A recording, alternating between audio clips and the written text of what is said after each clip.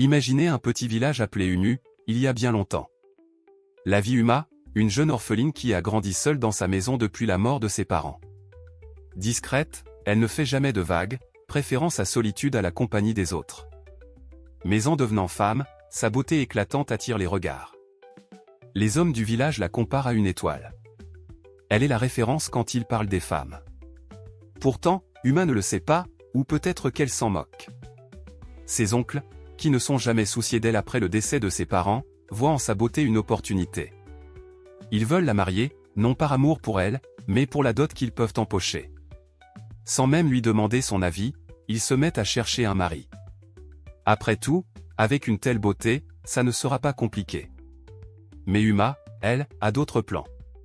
Quand un homme s'approche, elle l'ignore. S'il insiste, elle le remet à sa place sans ménagement. Tu attends un roi, peut-être ? Lui lance certains, moqueurs. Elle hausse les épaules. Uma n'a pas d'amis, ou presque. Seule Enora, sa voisine au marché où elle vend des vivres, trouve grâce à ses yeux. Mais même avec elle, Uma garde ses distances, leurs discussions ne dépassant jamais les étals du marché. Un jour, ses oncles la convoquent. « Tu ne nous as pas trouvé de mari, alors on l'a fait pour toi », déclare-t-il. Il lui annonce qu'un prétendant viendra le lendemain.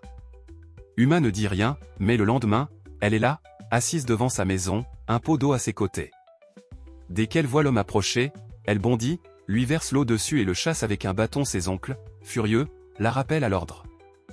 Elle joue la comédie, s'agenouille, promet de se tenir tranquille. « D'accord, ma fille, on t'envoie un autre », disent-ils. La semaine suivante, même scène, Uma attend, mais cette fois avec le vieux fusil de son père, un chasseur. Quand le deuxième prétendant arrive, elle tire en l'air, juste des bruits, mais assez pour le faire détaler. Ses oncles menacent de sévir, mais elle ne fléchit pas. Pour le troisième, elle fait semblant de l'accueillir chaleureusement, avant de lui mordre l'épaule. L'homme s'enfuit, hurlant de douleur. Bientôt, tout le village parle d'Uma et de ses prétendants en fuite.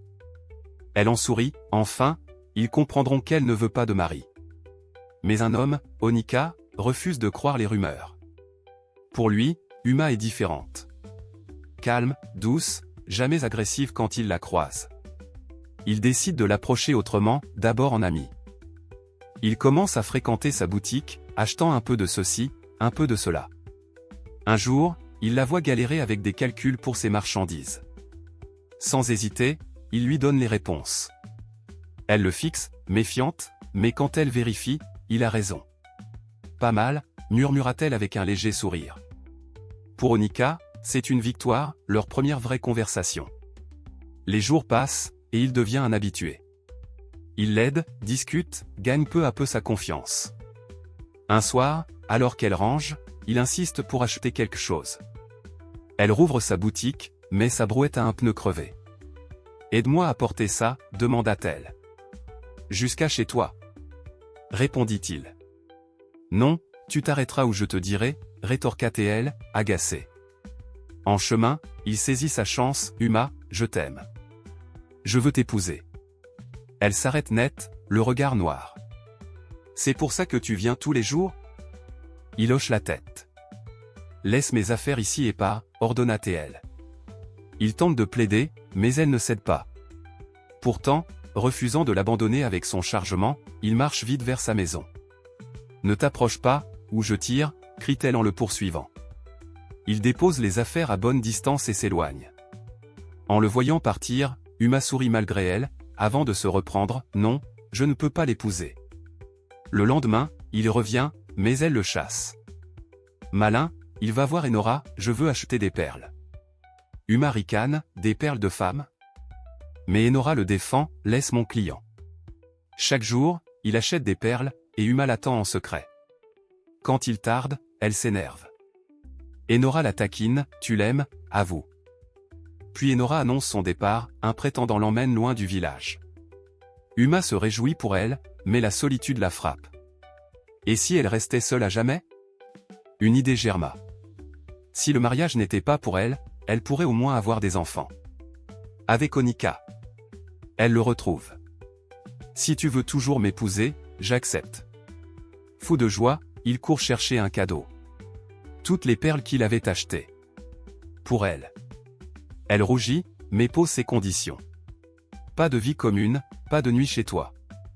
Pourquoi? Demande-t-il, perdu. Elle ne répond pas. Je ne peux pas vivre ainsi. Dis-moi ton secret, et on le surmontera ensemble, insiste-t-il.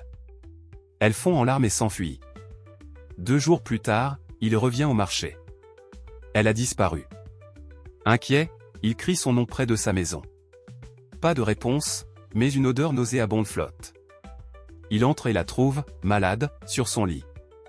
Va-t'en, murmure-t-elle. Il appelle un herboriste, puis reste, la soignant malgré l'odeur. En nettoyant, il découvre la vérité, une tache d'urine sur son lit. Uma est énurétique, un secret qu'elle cache depuis toujours. Honteuse, elle pleure, comment une femme comme moi peut-elle faire ça? Il la console, on y fera face ensemble. Mais le lendemain, il ne vient pas paniquer, elle croit qu'il l'a abandonnée. Au village, des filles la fixent. Furieuse, elle crie, oui, je fais pipi au lit, et alors? Onika apparut. Uma? Il n'a pas fui. Il prépare une maison pour eux. Réalisant son erreur, elle court se cacher. Tout le monde saura maintenant, sanglote-t-elle. On affrontera cela ensemble, répond-il. Elle le croit. Enfin. Ils se marient. Il l'aide avec son énurésie, ils améliorent leur maison, accueillent des amis. Les ragots? Ils s'en moquent. Ils sont heureux. Uma trouve même de vrais amis, qui l'aiment telle qu'elle est. Aujourd'hui, je veux vous parler de la véritable amitié, celle qui nous porte dans les tempêtes. Proverbe 18 verset 24 dit, « Un vrai ami est plus fidèle qu'un frère ». Uma a trouvé cela en Onika. Et vous, avez-vous cet ami? Priez pour le vivre. Si cette histoire vous a plu, abonnez-vous à la chaîne Histoire sous la calebasse, likez, commentez et partagez avec vos proches. À bientôt pour davantage de contes et d'histoires.